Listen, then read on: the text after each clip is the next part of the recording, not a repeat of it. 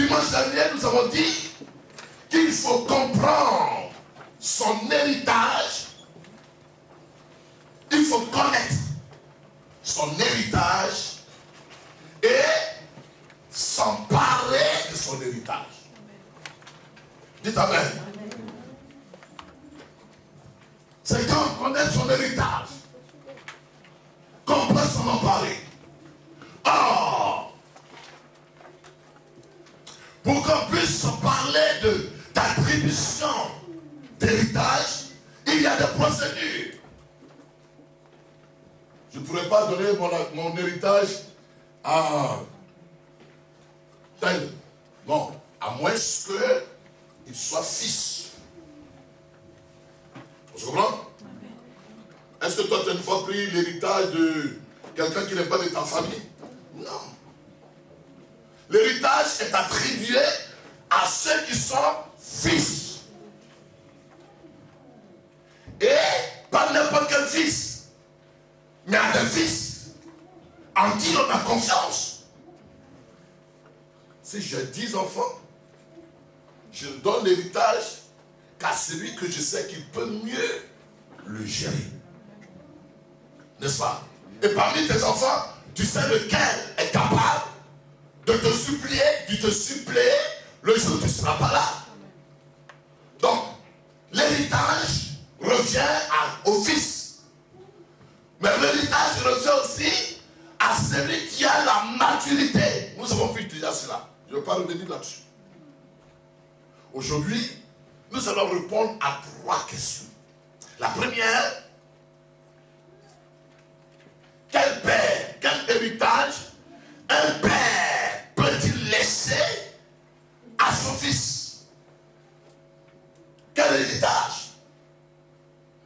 La deuxième question sera, comment rentabiliser notre héritage ou l'héritage que nous avons acquis?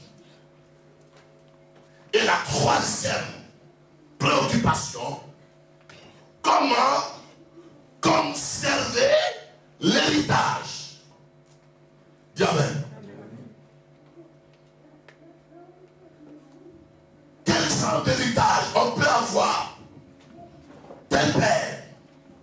La Bible dit dans ce passage, dans 1 Pierre chapitre 1 au verset 18, que ce n'est pas par des choses périssables que nous avons été sauvés. 1 Pierre 1 verset 18, ce n'est pas par des choses périssables que nous avons été sauvés. Ce n'est pas par de l'argent, ce n'est pas par de l'or que nous avons été rachetés de la vaine manière dont nous avons hérité de nos pères. Ah, ça commence mal. Je pourrais commencer avec ce qui est mauvais et puis on va terminer avec ce qui est bon. La Bible dit que nous avons hérité de la vaine manière de quoi? De vivre de nos pères. Donc, le père peut laisser un mauvais héritage.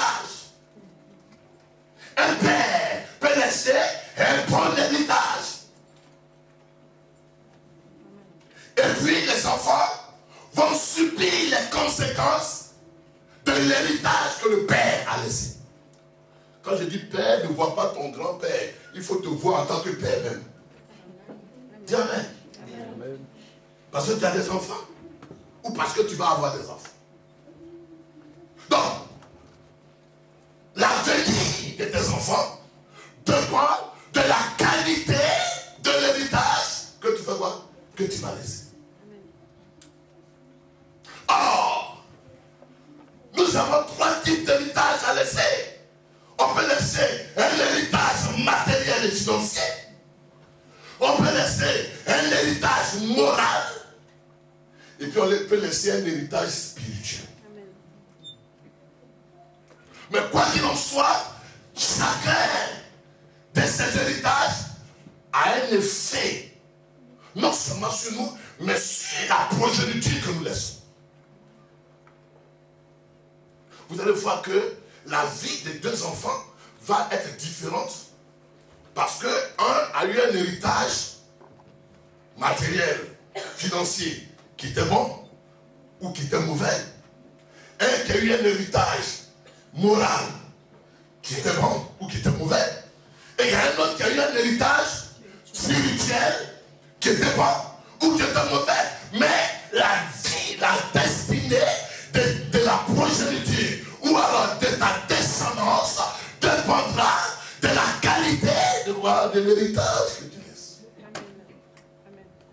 Aujourd'hui, on parle de Jésus. Jésus m'a libéré de la sorcellerie. Jésus m'a... Mais parce qu'il y a eu des pères dans la foi qui nous ont laissé l'héritage spirituel. Les apôtres, ils ont pris de Christ et ils ont transmis ce qu'ils ont pris de Christ. Dis Amen. Amen. Réfléchissons, c'est très profond ce que je dis. Je préfère vous emmener dans la pratique des choses et puis nous amener à prendre conscience que nous avons un héritage. Et maintenant, il appartiendra à chacun, connaissant l'héritage, bon ou mauvais, de le transformer à ce que l'héritage soit salutaire ou alors soit avantageux à ton avantage. Et encore, s'il y a ton avantage, alors faire en sorte de maîtriser ou alors de conserver ou de préserver ou conserver ce qui est bon. Et de rejeter ce qui n'est pas bon. Et de transformer ce qui n'est pas bon. Donc, il appartient à la descendance de pouvoir quoi? De juger de l'héritage qui lui a été transmis. Et de modifier les clauses de l'héritage qui lui a été transmis. Dis Amen. Alors voyons le cas, le premier cas. Le cas d'un homme de Dieu. Dans 2 Rois chapitre 4. Verset 1 2. 2 Rois chapitre 4. Verset 1. Est-ce que vous me suivez? Oh, quelqu'un peut voir déjà. Ne te fâche pas avec ton papa. Si tu as laissé un héritage, compliqué. C'est pas pour te fâcher, c'est pour que tu puisses le changer. Dis Amen. Ok. 2 Rois chapitre 4. Verset 1. Une fois d'autres les femmes des fils des prophètes criaient à Élisée, disant, voici, ton serviteur, mon mari, est mort. Tu sais que ton serviteur craignait l'Éternel. Or, le créancier est venu pour prendre mes 2 enfants et d'en faire des esclaves. Et puis vous connaissez la suite. Il s'agit d'un homme de Dieu, d'un prophète, de quelqu'un qui a prêché l'évangile comme moi.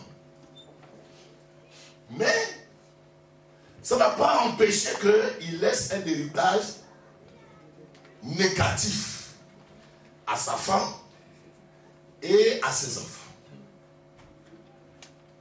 Et l'héritage qu'il a laissé va amener ses enfants à quoi? Dans l'esclavage, dans la captivité, dans la servitude, dans la souffrance, dans l'oppression, dans le manque de liberté et dans le souffrir.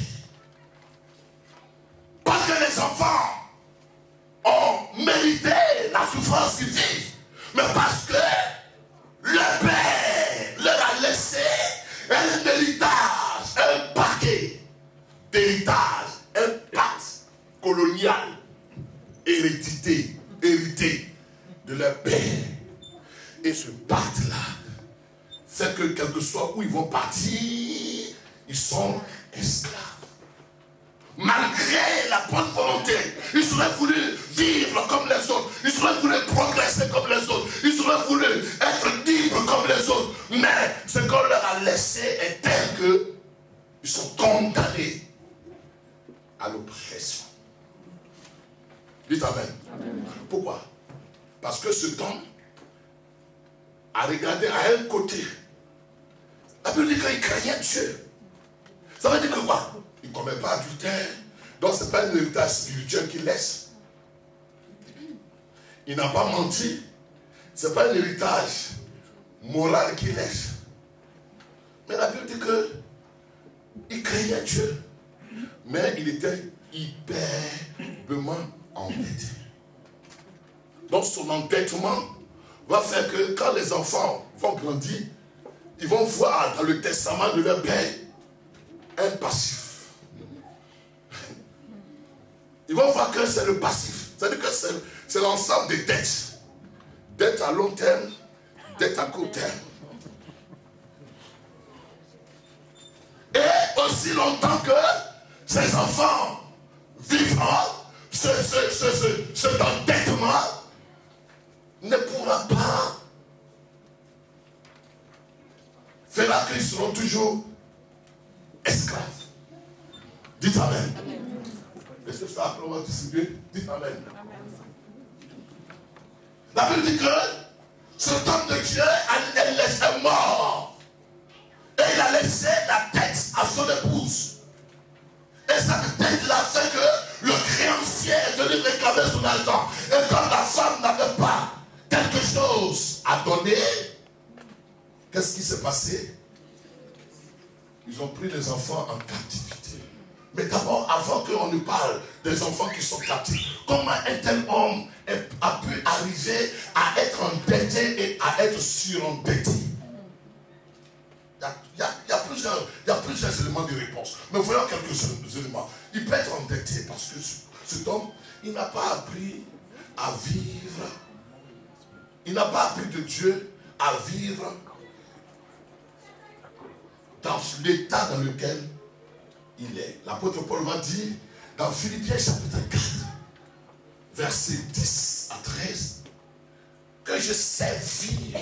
Non, il n'a pas dit je sais vivre. Il dit j'ai appris à vivre quoi? Dans l'abondance. Et quoi? Dans la disette. J'ai appris. J'ai appris de qui? J'ai appris de Dieu à vivre dans l'abondance. Et j'ai appris de Dieu à vivre dans la disette. Donc ça veut dire quoi? Vivre dans l'abondance, ça s'apprend. Vivre dans la disette aussi, ça s'apprend. Je ne dis pas ce soir et ce matin qu'il faut vivre dans la disette. Il faut apprendre comment il va faire pour vivre dans la pauvreté. Donc, vivre dans l'état dans lequel on est à présent, ça s'apprend. Dis Amen. Amen. Parce que si tu ne sais pas vivre sans argent, le jour que tu n'auras pas d'argent, qu'est-ce que tu vas faire? Tu vas t'endetter. Si tu ne sais pas te contenter de ce que tu as, ou dans l'état dans lequel tu es à présent tu ne travailles pas, à présent tes ressources ne sont pas suffisantes, à présent tu as tel budget ou alors tu as telle ressource. Alors, comme je sais que j'ai cette ressource-là, alors je conditionne ma vie par rapport à cette ressource. Je ne vais pas vivre au-delà. Je ne vais pas dire que non, comme je suis dans une communauté et que le pasteur d'Akouri, dimanche, il a apporté 3 pièces. Moi, je vais tout faire pour aller chez le commerçant de veste, pour prendre une veste à crédit, 350 €, pour que moi aussi je sois, pour que lui aussi me voie. Non, tu n'es pas sage. Parce que dans cet état, tu vas vivre au-delà de tes moyens. Et l'au-delà de tes moyens va t'amener à un endettement. Et comme tu n'es pas habitué à être dans la simplicité, tu vas t'endetter, et tu vas voir que tu vas rentrer dans ce qu'on appelle en finance ou en économie, dans un boulot d'étranglement à tel point que tu ne pourras plus t'en sortir. Dis Amen. Est-ce que tu sais vivre? Est-ce que quand tu n'as rien, tu sais te contenter? Mais en même temps, quand tu en as, tu sais vivre. Deuxièmement, ce homme-là, il ne savait pas vivre dans l'état dans lequel il est. Bon, la plupart de ceux que vous voyez surendettés, c'est des gens qui n'ont pas appris à être dans l'état dans lequel ils sont. Et qui a passé, comme Férès par là, Finares par là. Deuxièmement, les gens vivent dans cet état-là parce que, deuxièmement, ils ne savent pas découvrir leur objectif. Et comme ils ne savent pas découvrir leur objectif, ou alors ce à quoi ils sont appelés à vivre, ils ne savent pas fixer des priorités. Et ils vivent l'effet de ce qu'on appelle en économie l'effet de l'obsolescence. L'obsolescence des produits. Ça veut dire quoi? Dans le commerce, les gens travaillent. Pendant que toi tu dors à 20 heures, eux ils travaillent. Et leur travail consiste à faire quoi? À créer des besoins. Maintenant, ils ont fait des vestes, de sorte que le gilet est comme veste. Donc ils créent, donc quand tu as un gilet, avec un veste avec 3 poches comme pour les papas avant là, tu vas voir que c'est démodé. Donc ils vont créer de nouvelles fabrications, de sorte que quand tu vois les nouvelles la nouveauté, tu as l'impression que tu n'as pas ça. Mais c'est une action commerciale, juste pour t'attirer. Alors que la vieille casserole que tu as, elle peut bien préparer. Amen. C'est l'obsolescence du produit du marché. Et ce qui fait que les gens, chaque jour, les besoins sont renouvelés. Mais en réalité, il n'y a pas de besoin. C'est des désirs qui sont renouvelés. Amen. Ils vont susciter, ils vont exciter ton désir. Et tu tombes dedans. Je suis allé chez mon marchand de téléphone. J'ai un vieux téléphone. Tu vois mon téléphone que j'ai joué. Je suis allé au milieu de mes amis. Ils se sont manqués de moi. Donc maintenant, dans mon petit orgueil, il dit comment? Mon grand pasteur, comme ça, on se moque de moi, mon téléphone est comme joué. Oh, va dans mon sac, je vais le montrer. On voit le vieux téléphone qui est dans mon sac. Il est dans mon sac. Il est sur le vieux. C'est un choix, un jouet. Là, pourquoi vous apprenez ce matin? Mais là, tout le monde dit, ah, toi un grand pasteur, mais téléphone là, ça sonne, j'entends bien. Ça va jusqu'au village. Ça a ce vieux téléphone là, j'appelle ma maman. Et puis elle parle bien, j'entends. Mais il a créé tout besoin. Le besoin est créé. Je sais avec toi le téléphone, ça. Vous voyez que je vous envoie plus les testos. Ça même ton ordinateur. Moi, mais je ne sais pas manipuler. Ça me fatigue. Finalement, je ne l'utilise pas. J'ai créé besoin pour rien. Ça va jusqu'à la Kota, derrière. Ça va au village. Ça tombe haut. Ça, c'est 4 fois. Même, regardez un peu ça. Souvent, ça s'enlève sur le nez. Calme-moi. Ça, c'est cadeau d'anniversaire que Serge m'a donné. Il disait, c'est grave. Il dit, pourquoi il te donne un cadeau d'anniversaire? J'ai remis. J'ai le clic. Mais, par rapport à ça, est-ce que j'utilise? Qu'est-ce qui est bon? Je préfère prendre ce qui est utilitaire. Ils ont créé besoin utilitaire. Obsolescence. Bien, amen. Troisième raison, c'est parce que cet homme de Dieu, il ne respecte pas les principes divins. Parce qu'on peut craindre Dieu et ne pas respecter les principes divins. La Bible dit dans Proverbe chapitre 3, verset 10, honore Dieu avec tes biens et ton revenu. Et tes greniers regorgeront de mou. Dis amen. La Bible a des principes qui sont différents des principes humains. Il dit, jette ton pain à la surface des eaux. Et puis tu le retrouveras. Alors que le monde dit épargne, Dieu dit donne. Donc tu vois, il n'a pas respecté les principes divins. Alors que Dieu dit, tu n'as pas assez sur le salaire, enlève 10% pour faire 10. Mais toi, tu calcules avec Dieu. Or, quand tu calcules avec Dieu, tu te fais comme tu dors parce que Dieu va laisser Satan toucher un parent au village. Ou alors Satan, je m'apprête même. Hier, je devais aller au funérail de quelqu'un. Et quand je verse 50 euros, 100 euros, Oh, ça, une relation me dit de donner ça à l'église, ça me fait mal. Mais tu pensais que tu as donné parce que tu cherches non. Or là, ça ne te bénit pas, ça ne te rentabilise pas. Tu n'épargnes pas de la bécicienne.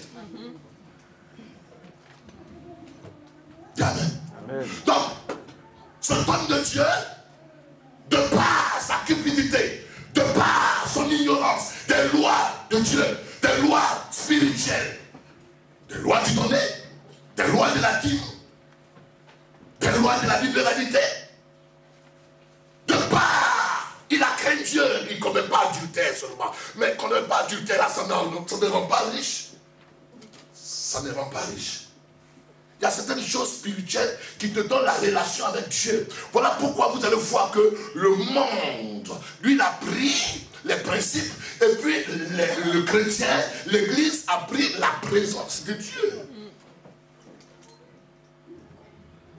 Un musulman, un bouddhiste, un mystique qui applique les principes. Quelqu'un me disait hier, imagine un peu, on dit au temps des actes des apôtres, ils distribuaient leurs biens, n'est-ce pas? Amen. De sorte qu'il n'y avait ni indigents parmi eux, vrai ou faux? Alors que l'église, oh Seigneur, je me sanctifie, je me sanctifie. Oui, la sanctification, elle est bien, elle va t'amener au ciel, mais elle ne te fait pas conquérir la terre. Que ton règne vienne. Comment? Que ta volonté soit faite comme sur la terre comme au ciel. Donc que ton règne vienne. Bien aimé, je suis venu ce matin pour ouvrir ton intelligence. Ça fait près de 20 ans, je prêche la même chose. Je dis aux gens, je dis, attends, le monde dans peu de temps va devenir un monde concurrentiel. Pasteur, il faut avoir un pasteur d'élégance. Pasteur agrégé. Pasteur qui maîtrise dans les domaines.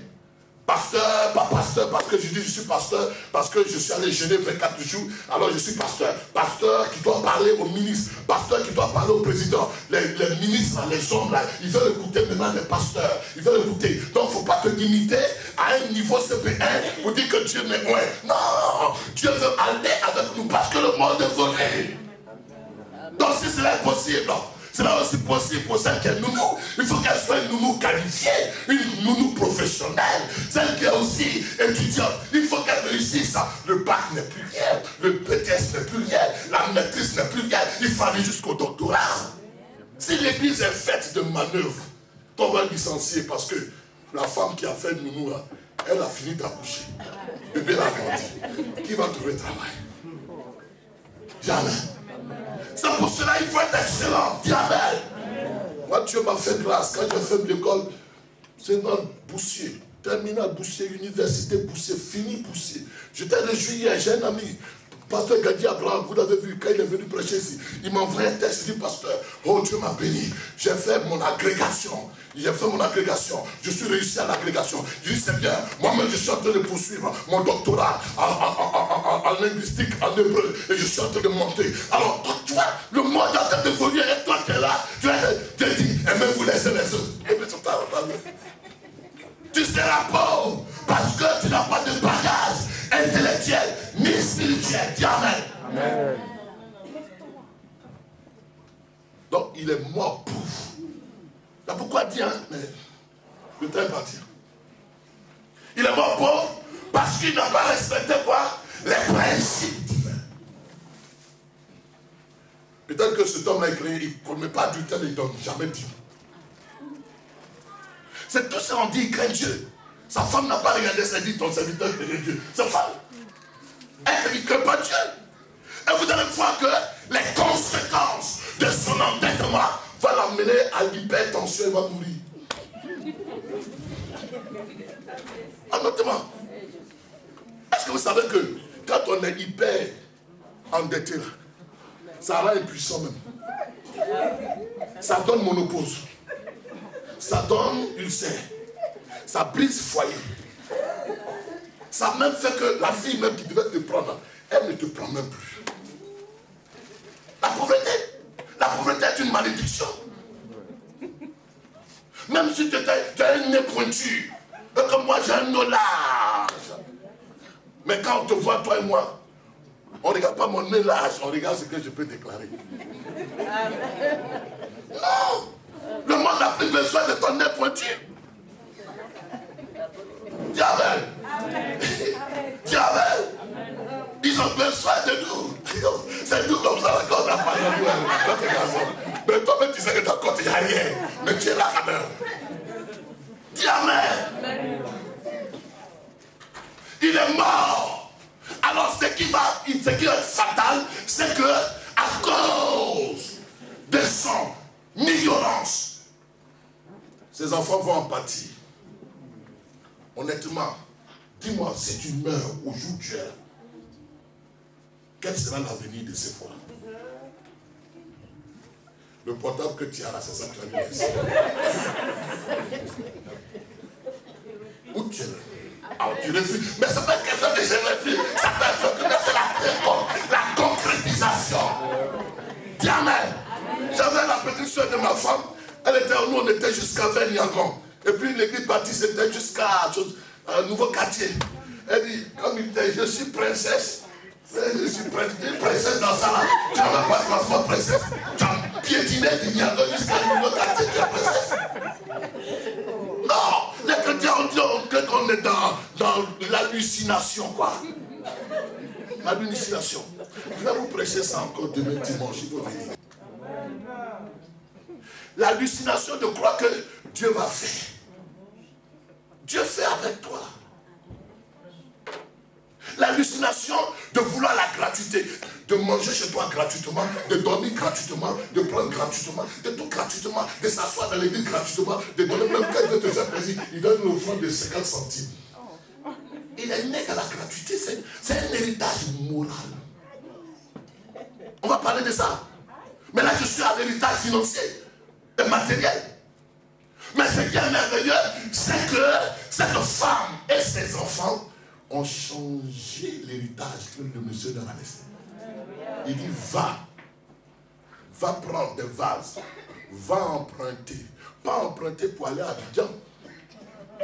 Pas emprunter pour payer billet d'avion. Parce que si tu dois aller à Abidjan, ça se prépare dès janvier pour août. Mais va emprunter. Et puis tu vas faire de l'huile, mais enferme-toi. C'est-à-dire que sois dans la discrétion. Parce que ce n'est pas le moment où tu dois apparaître. Jésus même est resté dans la discrétion pendant 30 ans. Dieu même a caché Jésus en Égypte. Sois dans la discrétion. Il ne faut pas appeler à Abidjan. Oh, ma tante. On dit quoi? C'est le funérail là, c'est combien même?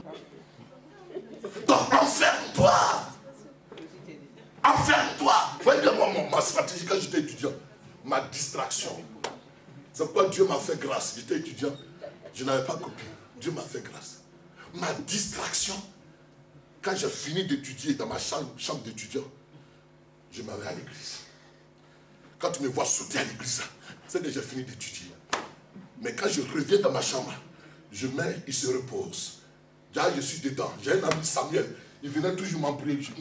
J'entends ses pas, je regarde bien si c'est lui, je n'ouvre pas parce que je suis concentré, parce que je me cache pour que je réussisse à ce que j'ai objectivé cette année. Diable, tu dois pouvoir te cacher, tu dois pouvoir dans la discrétion, tu dois pouvoir t'effacer et ne pas faire le martyr, parce que tu feras le martyr quand tu auras les moyens de faire le martyr, quand tu auras le moyen de ta politique. Amen. Mais tu le vois ici. Ils vont porter des lunettes. Devant les jeunes filles là, ils vont gonfler comme ballon de Michelin.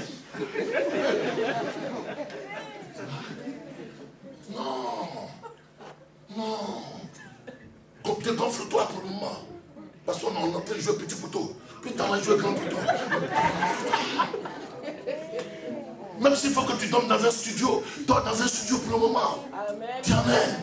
Il ne faut pas dire que non, la maison, c'est comme le 4e étage, le 5e étage, je suis dans le chambre de bois. Je reste là pour le moment, jusqu'à ce que les objectifs assignés à l'autorité, il faut atteindre et que Dieu soit glorifié par toi. Parce que tu es la solution, tu es la bénédiction de plusieurs. Dans ton succès va dépendre du succès. Ou alors ton succès va enrôler le succès de plusieurs. Ta destinée